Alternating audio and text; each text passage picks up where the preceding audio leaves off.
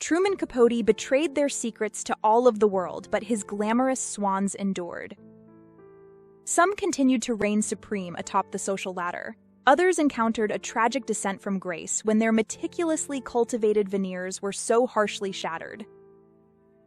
The 2024 production of Ryan Murphy's FX series, Feud Capote vs. the Swans, thrusts the dramatic narrative of the backlash provoked by his exploitative portrayal of the women he called his closest friends into the limelight.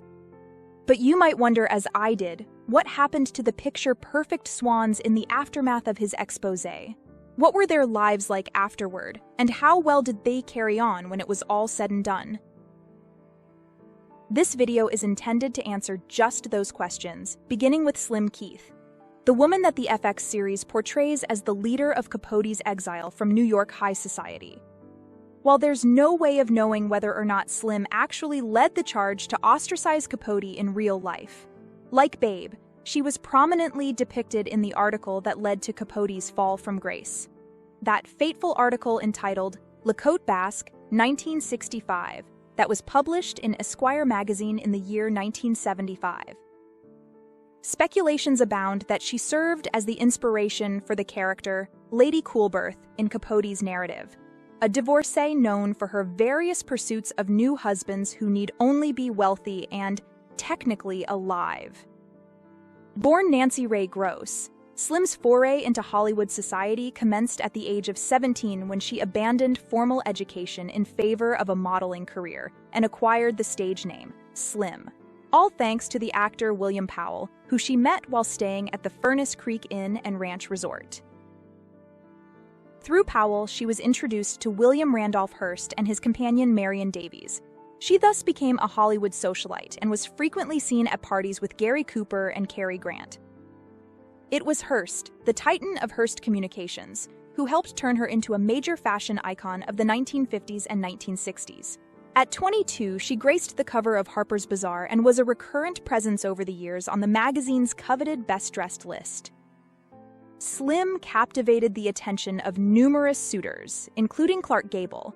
However, her affections ultimately led her to acclaimed director Howard Hawks, who she met in 1938. Hawks was immediately smitten with her and did everything he could to persuade Slim to marry him, which she did in 1941. The couple welcomed a baby girl named Kitty, and shortly thereafter, she left Hawks because he was unable to remain faithful, embarking on a romance with theater producer Leland Hayward. After 10 years of marriage, Hayward tragically dumped Slim for socialite Pamela Churchill. I say tragically because Slim proclaimed in her memoir that he had been the love of her life. She went on to marry a third time to British banker Kenneth Keith in 1962, which culminated in separation in 1972. No luck in marital bliss for this lady. Following Capote's alienation, Slim banished him from her life, like many of the other swans.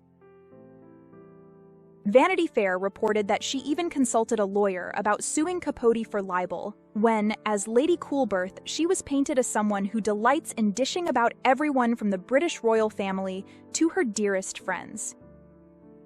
The last years of her life were spent pursuing travel and living in quiet solitude in New York City, where she penned her memoir, Slim, Memories of a Rich and Imperfect Life, in 1990. An inveterate smoker, Slim Keith died at age 72 of lung cancer at New York Hospital. Next, we have Lee Radziwill, one of the few New York socialites who stayed friends with Capote and even defended him after his betrayal. Beyond her status as a New York City socialite, Lee bore the distinction of being the younger sibling of former First Lady Jacqueline Kennedy Onassis. Born Caroline Lee Bouvier on March 3, 1933, to stockbroker John Verneau Bouvier and socialite Janet Norton Lee, young Lee resided in a palatial 12-room duplex on 740 Park Avenue in Manhattan.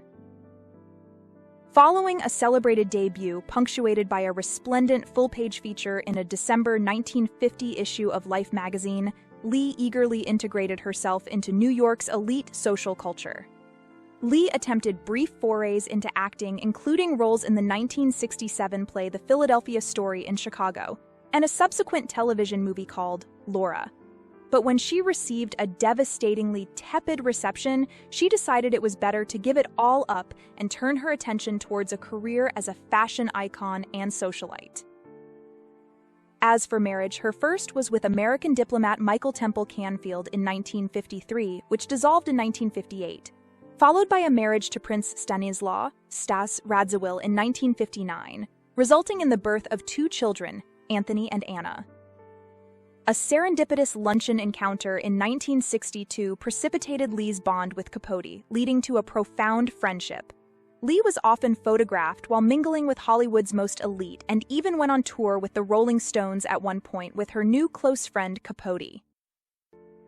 Sadly, the late 1960s also brought personal turmoil for Lee, exacerbated by her envy towards her older sister Jackie, who was, at that time, married to the President of the United States, Jack Kennedy.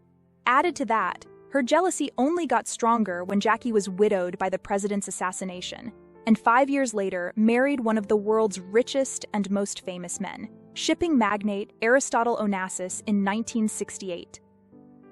In his book Capote's Women, Lawrence Leamer writes this about Lee. She was consumed with jealousy. It was all she could think about, all she could talk about. Her sister had done nothing wrong, but that did not matter. Jackie had transcended Lee in a manner that, in Lee's eyes, was destroying her life. She had what almost anyone would say was everything, more than everything, yet she was so dissatisfied, so empty, so lost. Lee's marriage to the prince also came to an end in 1974, and even when Capote used her jealousy of her sister and her failed marriage in his published article in 1975, Lee was one of the few to stay friends with him. She actually defended him over subsequent years, saying, "I just don't think he realized what he was doing because God, did he pay for it? That's what put him back to serious drinking. And then, of course, the terrible fear that he could never write another word again. It was all downhill from then on." But cracks in their relationship began to grow when she invited him to her stunning country house in England, and as she recounted, he broke most of the furniture in the guest house. Her refusal to testify in Capote's defense during a 1979 slander lawsuit, Truman Capote versus Gore Vidal, further strained their bond. Capote had expected Lee to support him, but she shocked him by signing an affidavit for Vidal, stating that she did not recall ever discussing with Truman the incident or the evening in question. Capote, in turn, publicly expressed his anger and called her treacherous for not telling the truth and for deserting him during his struggle against alcohol and pills. In her later years, Lee gained acclaim for her interior design prowess, launching her own firm in 1976 and authoring 2 books. She was also named by Vanity Fair as the best dressed in 1996. A third marriage, to actor Herbert Ross in 1988, culminated in dissolution in 2001. The untimely death of her son Anthony, juxtaposed with the tragic loss of her nephew John F. Kennedy Jr. in 1999, marked a somber chapter in Lee Radziwill's life. She passed away at age 85 on February 15, 2019, in her Upper East Side home. Up next is Babe Paley, the one swan that Truman really felt bad about betraying. Born Barbara Cushing, Babe, as she was called, made her debut as a debutante at the esteemed Ritz-Carlton in Boston in 1933 at the age of 19. Her family was well-to-do, and Babe was groomed by a domineering mother to marry a rich man and cultivate a life of sophistication. In 1934, Babe's life took an unforeseen turn following a car accident, which resulted in the loss of all her anterior teeth, necessitating jaw reconstruction surgery. Nevertheless, she did not let her injury stop her from chasing her dreams, and Babe managed to score an entry-level job at Glamour magazine in 1935. She later landed a job as a Vogue editor in 1939, and in 1940, she married her first husband, Stanley Grafton Mortimer Jr., in one of the biggest events of the social season. The marriage with Mortimer ended in divorce in 1946, with Babe retaining custody of their 2 children, Stanley Grafton Mortimer III and Amanda J. Mortimer. By the time the divorce was finalized, Babe had already begun spending time with William S. Paley, co-founder of CBS. The power couple tied the knot in 1947, after which Babe relinquished her editorial career to assume the role of a full-time socialite. The Paleys had 2 children, Bill Paley and Kate Cushing Paley, in 1948 and 1950, respectively.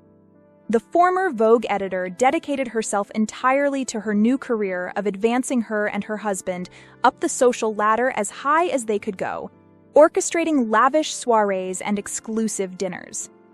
By the 1970s, the Paleys were at the top of New York society and living a life of luxury and opulence. Residing in a resplendent apartment at the St. Regis Hotel, the couple spent weekends at their expansive Long Island estate, sprawling across 80 acres of land. Additionally, they acquired an estate on Squam Lake in New Hampshire, hosting numerous luminaries over the years. Tragically, Babe's marriage was marred by her husband's infidelity, with rumors even suggesting a liaison with Marilyn Monroe. In the article in Esquire, La Côte Basque, 1965, Truman Capote drew upon the couple's marital discord, exposing the media mogul's infidelities to the public. Years later, Capote once said in an interview while discussing Babe, "After 3 years of the marriage, she really almost wanted out." Despite the incessant speculations of her husband's infidelity, Babe chose to remain in the marriage. To get a deeper look into what Babe's marriage to Bill Paley was like, check out my video that I did on their marriage. I'll leave the link below. In 1974, Babe Paley was diagnosed with lung cancer, a year before Capote's publication of the revealing article. Renowned for her meticulous planning, Babe orchestrated her own funeral arrangements, from the guest list to the menu selection. On July 6, 1978, she succumbed to the illness and was laid to rest in the Memorial Cemetery of St. John's Church. Her husband, upon his demise in 1990, was interred beside her. Babe never reconciled with Capote following his exposé, as was made evident with his absence from her funeral. Capote said years later, "The tragedy is that we never made up before she died."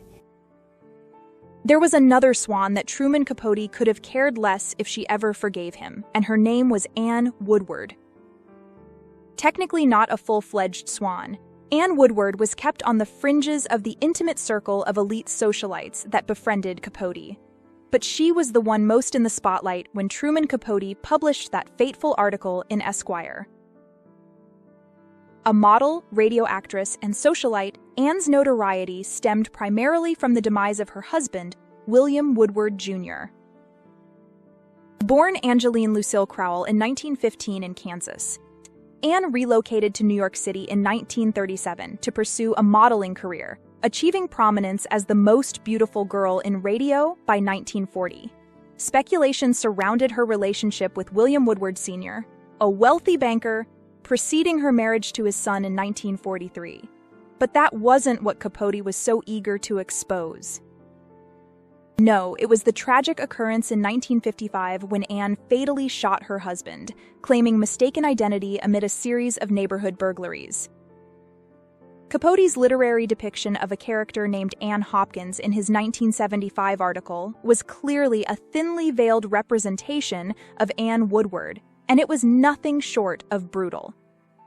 He depicted her as a jazzy little carrot top killer and a malicious Betty Grable, who had murdered her husband for financial gain. Whether these claims had any basis in reality was unclear, but the damage was done. Capote's words, published in Esquire, tarnished Anne's reputation and possibly resulted in something even worse. Anne never got to witness the publication of La Côte Basque 1965. The impending exposure of her private life and the relentless media scrutiny became too much for her to bear. In October 1975, overwhelmed by her tragic fate and the impending publication, she took her own life by ingesting cyanide at age 59. While some attributed her demise to Capote's article, others cited long-standing battles with depression. Watch next, the full video on the real truth of Anne Woodward and the shooting of the century.